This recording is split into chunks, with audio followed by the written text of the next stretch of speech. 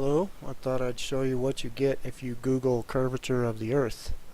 Mostly disinfo and misleading info on the first two pages of your Google search, including this very first one right here. In an earlier question on the curvature of the Earth, Harley showed that the Earth curves approximately 8 inches per mile. And it's 8 inches for the first mile, but it varies inversely with the square of the mile after that. So you have to square each mile and then times it times 8.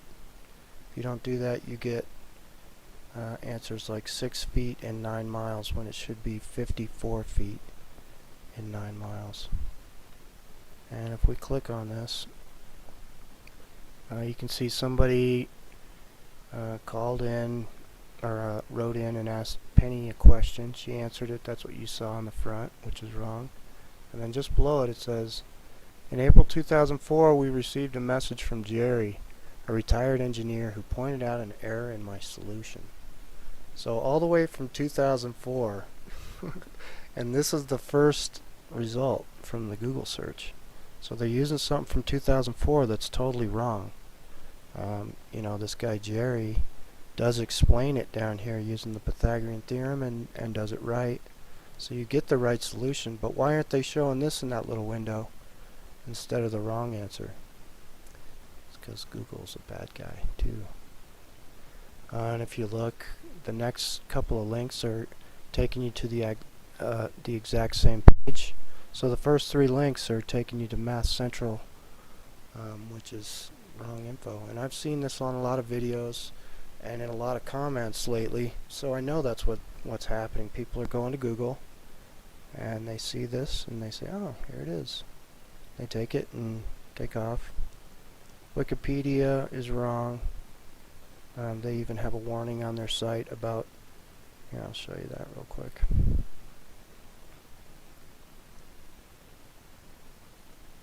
It's got a whole bunch of different formulas for, just to get confused on.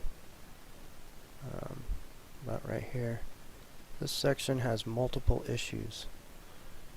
This section does not cite any references or sources. This article's factual accuracy is disputed. So don't trust Wiki. Be careful of Google. Look at this. Exact formula for the spherical Earth. So they give you the formula, but then they take you up to a satellite that's 2,000 kilometers above the Earth and then say, okay, figure it out with all these numbers. So they don't make it easy for you. And if you want easy, you're going to have to get all the way to the 3rd page. Actually, when I did this yesterday, the first 2 pages had all bunk information that I wouldn't share with anybody. But I will point out that today's search brought up one other guy, and it's this one. The Earth curvature for high pointers showed up on the 2nd page today, and this guy actually does a pretty good job. So I would probably share his site with somebody that was trying to learn it, but I wouldn't share any of these other ones, like Yahoo Answers. The number 1 answer is wrong. There is the right answer on there, like about 8 down, but it's at the very bottom. And it's not shown as the right answer. So that's what you're going to find in the first 2 pages. If you make it to the 3rd page, which I don't think most people do, you will find right here, look at this right at the top, the Atlantean Conspiracy, which is Eric Dubay, and he explains it very well because he wants you to understand the formula, and he wants you to be able to go out and check the curvature of the Earth for yourself. So yeah, he explains it very well, while the others are not, and confusing you because they don't want you to be able to do that. So I'll leave you with Eric talking about the curvature of the Earth. And thanks for tuning in. Cheers. Experiments have been done and repeated, calculations have been made, and you can make them yourself to prove that the Earth doesn't have the curvature that they say it does. So if we are living on a ball, they say it's 25,000 miles in circumference, and using spherical trigonometry, it goes out to there being 8 inches per mile, varying inversely with the square of the mile, which means that after the first mile, there's an 8-inch drop. After the second mile, 2 squared, 4, times 8 is 32, so it's 32 inches. After the next mile, 3 miles, 3 times 3, 9, times 8, 72 inches. So this is the kind of dip that you get on a sphere. 25,000 miles in circumference. You can use the Pythagorean theorem to figure this out. NASA agrees with this number anyway, so it's not a debated number that it goes down this way. What is debated is whether it actually does so.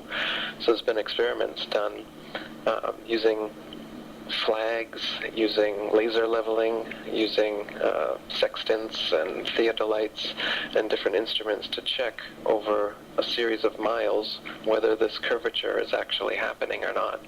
And time again, when you take these measurements, there's no curvature whatsoever, not even a little bit of curve. So even if they got the circumference of the ball Earth off by, say, 4 times, if it was 100,000 miles around instead of 25,000, you'd still have some measurable, calculable curvature, which just isn't there when you take these measurements. And anyone can do them.